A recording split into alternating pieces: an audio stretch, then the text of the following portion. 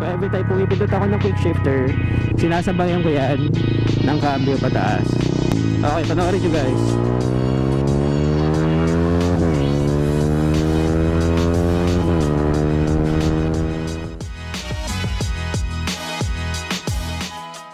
What's up YouTube? So for today's video, pag-uusapan natin ng iba't ibang shifting techniques para sa manual motorcycles. Let's go! So ano nga ba ang clutchless shifting? Ang clutchless shifting is an upshift technique na hindi ka nagagamit ng clutch every time kakambyo ka pataas, no? So when you say upshift, ito yung pagkambyo mo ng papunta halimbawa mula ng segunda, pupunta ka ng tersera, kwarta, quinta, and pataas. So normally kapag kumakambyo tayo, ang una nating ginagawa ay sinosoli natin or ni-roll back natin yung throttle. Pumipiga tayo sa clutch, kakambyo, bibitawan ng clutch, and then pipiga ulit sa throttle. So for clutchless shifting, hindi na natin kailangan gamitin yung clutch every time kakambyo tayo. So tara, pakita ko sa inyo kung paano. So for example, nakapiga kayo, and then kunyari nasa second gear or third gear kayo, instead na gumamit kayo ng clutch papunta ng pa-upshift, pa third gear or fourth, pataas, ang gagawin nyo lang ay i-release nyo momentarily or i-roll back nyo momentarily yung throttle. At the same time, ikakambyo ninyo pataas yung lever. So naka-throttle ka na ganyan, and then pagkakambyo ka na ganon, kailangan simultaneous sila. So parang ganito. Yan. So parang isang motion siya na tuloy-tuloy, sabay-sabay lahat nangyayari para magawa nyo ng tama yung clutchless shifting.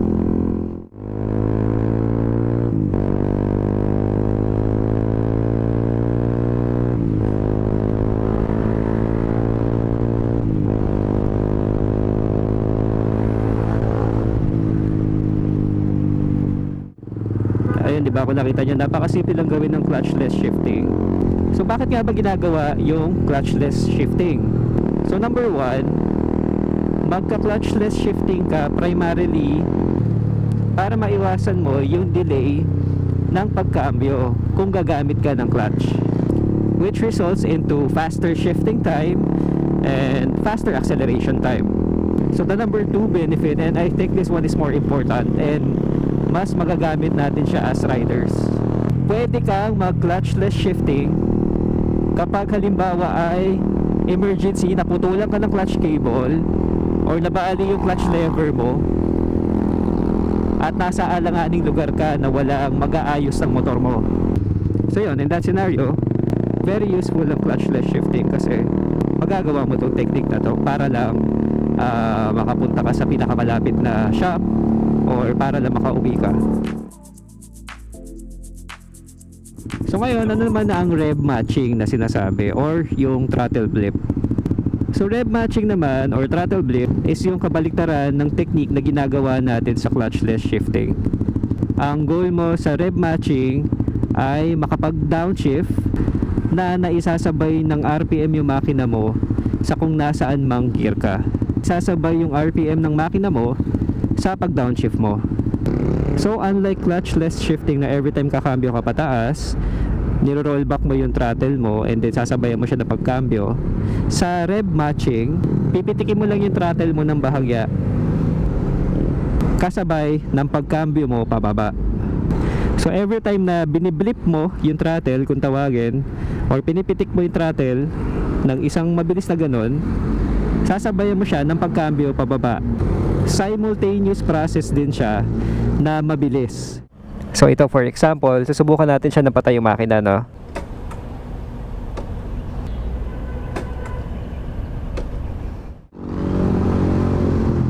So halimbawa ngayon, nasa third gear ako, pababa ako segunda, pipitikin ko lang siya na gano'n. And hindi mo na rin kailangan gumamit ng clutch. Pwede rin naman, pero it's not really necessary if magagawa mo yung technique ng tama. Yan, so halimbawa nasa fourth gear ako ngayon, bababa ako ng third gear, bababa ako second gear,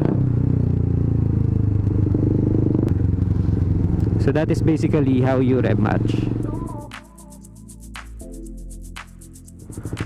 So power shifting is basically pulling the clutch habang uma-upshift ka without rolling back the throttle. So kadalasan nakikita nyo itong technique na to sa mga nagda-drag racing. Kung mapapansin nyo yung rev or yung RPM ng makina nila, kada piga nila ng clutch, imbis na bumaba, lalo tumataas. And that is because hindi nila binababa yung throttle kapag nag-shift sila. And hence, tinawag siya na power shift. Kasi para nakakaramdam sila ng biglang tulak or kajot every time kumakambyo sila. Actually, hindi ko talaga to ginagawa, no? And generally, hindi ko siya marirecommend na gawin nyo. Since malaki yung possibility na sirain niya yung clutch lining nyo or ubusin ka agad ng power shifting technique. Pero for the sake of this video, pakita ko na rin sa inyo kung paano siya ginagawa.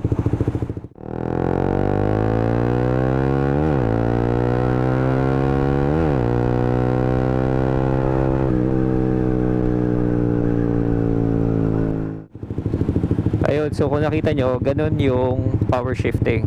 Yun, so isang beses ko lang siyang ginawa dahil hindi ko talaga siya ginagawa and hindi ko siya marirecommend.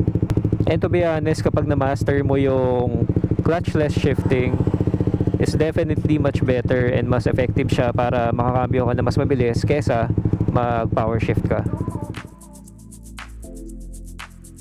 So ano nga bang ginagawa ng quick shifter, no?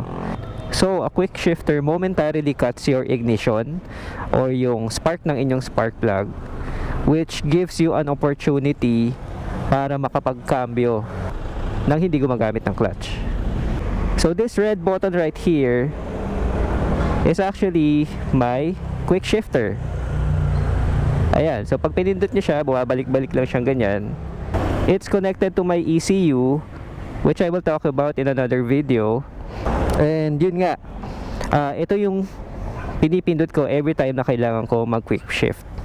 So hindi kagaya ng mga ibang quick shifters na nasa paa sila, wala ka nang dapat pindutin, no? Every time kakambyo ka pataas, ay kusa na siyang nag quick shift para sa'yo or nagkakat ng ignition para sa'yo.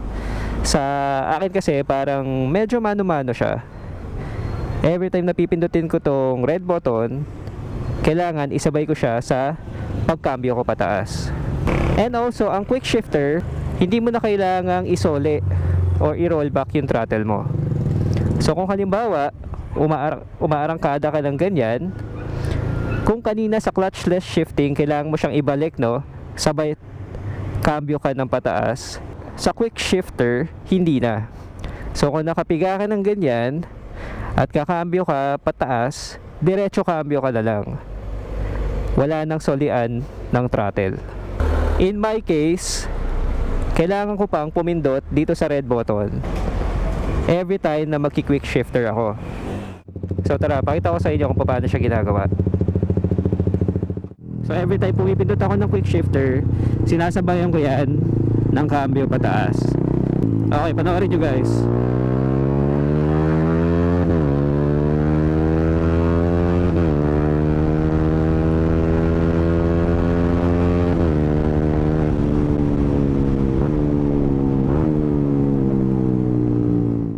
Try natin ulit dito.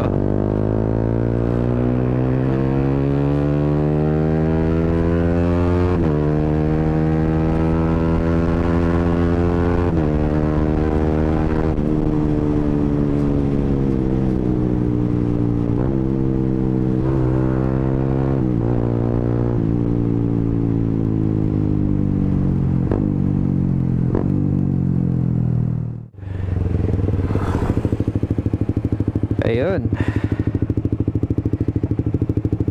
Ay, pahinga muna.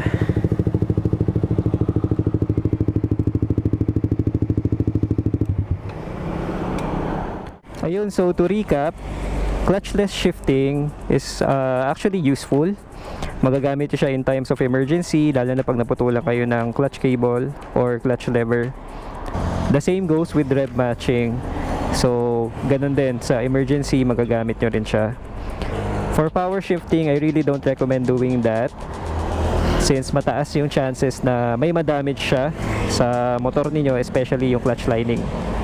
Oo nga pala, itong aking quick shifter, it only works kapag upshift.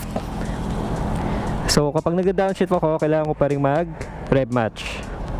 So yun guys, a final reminder lang, when you start practicing yung clutchless shifting and rev matching, make sure you're in a safe place and you are doing the procedures properly. So yun, thank you for watching this video. Comment lang kayo if you have any questions or suggestions. And subscribe na rin kayo for more contents like this. Thank you so much everyone, God bless, and bye bye.